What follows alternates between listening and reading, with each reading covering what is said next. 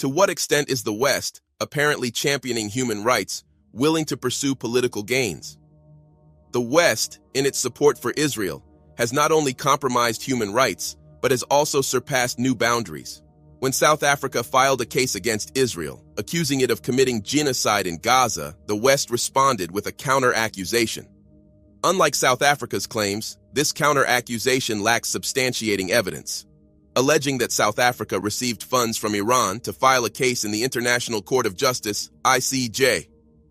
However, the question remains, is there any concrete evidence to support this assertion? Let's find out if South Africa did indeed accept money. South Africa's accusation of genocide in Gaza has prompted a significant response from the Western world. This serious claim has directed attention to the ongoing conflicts in the region. The term genocide carries weighty implications, placing the West in a delicate situation, as this accusation also meant calling the West a supporter of genocide. The close alliance between the West and Israel has deep roots in history, politics, and strategic considerations. This relationship has shaped diplomatic narratives, creating a complex network of connections. It also supported Israel in its action on Gaza. So, after South Africa's accusation, the West needed to give a response. The alliance between the West and Israel has given rise to a narrative where criticizing Israel is sometimes seen as indirectly condemning the West. So, the West took revenge. And what exactly did the West do? Here's a reminder to please like and share the video and subscribe to our channel to watch more videos on Africa's geopolitics, economy, and changing landscape. Let's continue now. Amidst the charged atmosphere surrounding South Africa's accusations against Israel, a new layer of complexity has emerged, thanks to the West. The latest claim alleges that South Africa received funding from Iran to sway its case against Israel at the International Court of Justice, ICJ. And where is the news coming from? Of course, the West. This revelation adds a twist to the narrative. The West, already perturbed by South Africa's accusations, has introduced this new claim, setting the stage for a diplomatic storm. Accusations of financial support from Iran bring a new dimension to the ongoing matter. The claim implies that South Africa's legal proceedings against Israel may have been influenced by external financial backing to make the case look less ethical.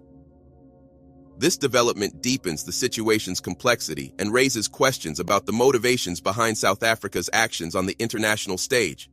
And this is what the West wanted. In response to South Africa's accusations, the West appears to be strategically utilizing this new claim to counterbalance the narrative. But has South Africa lodged the case just because of Iran? In response to the allegations of Iranian funding, South Africa's Minister Naledi Pandor and the Department of Justice have firmly rejected the claims. Minister Pandor, alongside Department of Justice spokesperson Crispin Fierro, not only labeled the accusations offensive but dismissed them as spurious. Their strong stance emphasizes that there is no credible evidence supporting the idea that Iran financially backed South Africa's case against Israel in the Gaza conflict.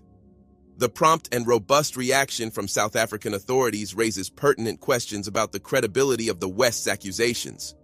Minister Pandor and Crispin Fierro's immediate dismissal of the allegations showcases a commitment to defending the credibility of South Africa's legal actions.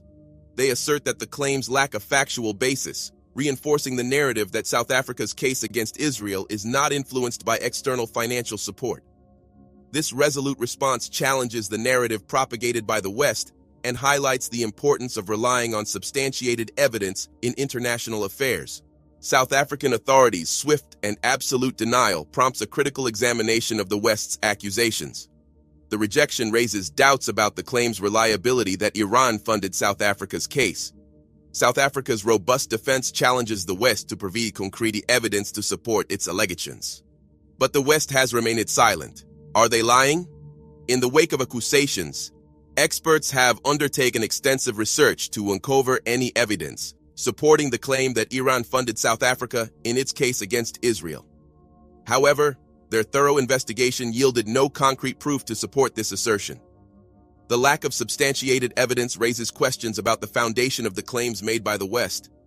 The absence of conclusive findings suggests that the accusations may be more driven by frustration than objective, verifiable facts. It prompts us to consider whether the claims against Iran are based on solid evidence or if other motives influence them.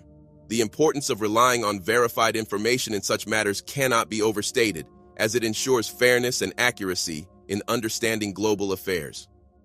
As discussions continue, the need for transparency and factual evidence becomes increasingly apparent. Accusations without proper substantiation can lead to misunderstandings and strained relations between nations.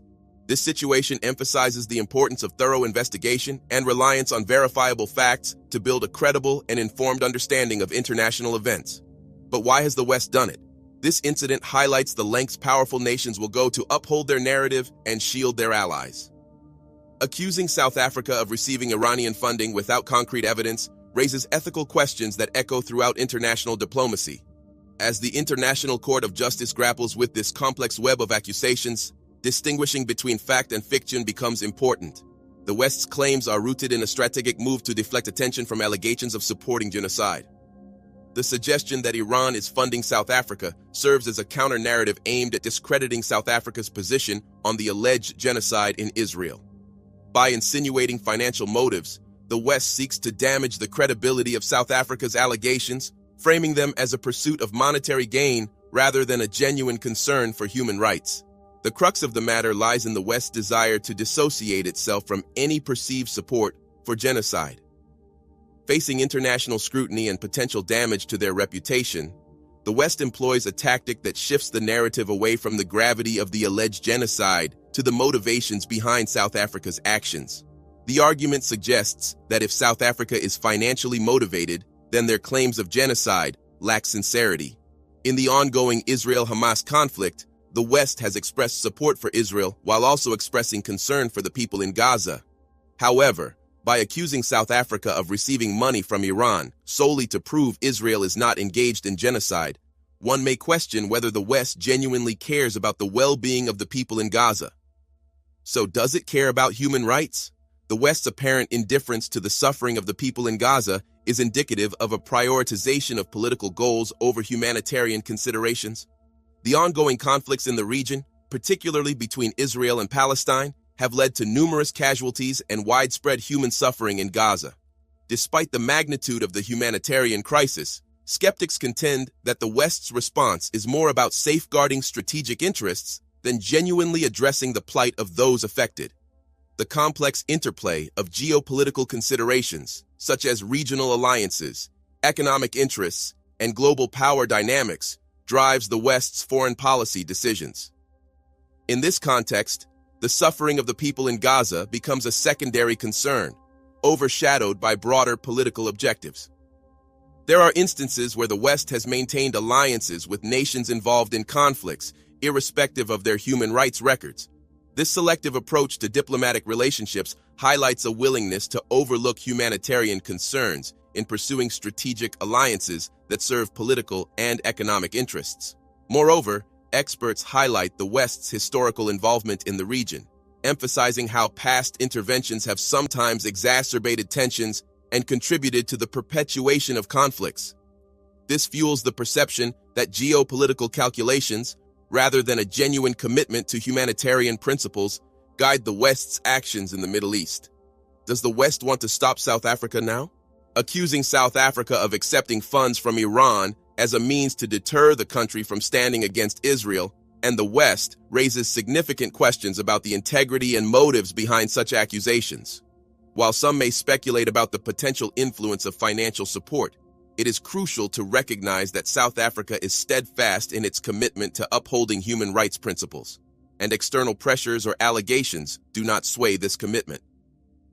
South Africa's support for human rights is deeply rooted in genuine empathy, reflecting a sincere dedication to promoting justice and equality. The nation has a historical legacy of overcoming apartheid, and this experience has shaped its unwavering stance on human rights issues globally. Accusations of financial incentives may attempt to cast doubt on South Africa's motives, but the country's track record suggests a commitment to principles that transcend external pressures. The assertion that monetary influences could divert South Africa from its principled stance against Israel and the West underestimates the nation's resilience and determination. South Africa's dedication to human rights extends beyond geopolitical considerations, emphasizing a genuine belief in every individual's inherent value and dignity. In the face of challenges or external pressures, South Africa remains resolute in its commitment to human rights advocacy. The accusations, therefore, seem unlikely to alter the nation's position or compromise its ethical stand. The narrative of financial inducements may be a tactic to undermine South Africa's credibility. Still, the country's enduring commitment to human rights suggests that such attempts are unlikely to sway its moral stance. Will Southern Africa continue to stand against Israel? Can the West ever silence South Africa? Why do you think the West wants South Africa to shut down?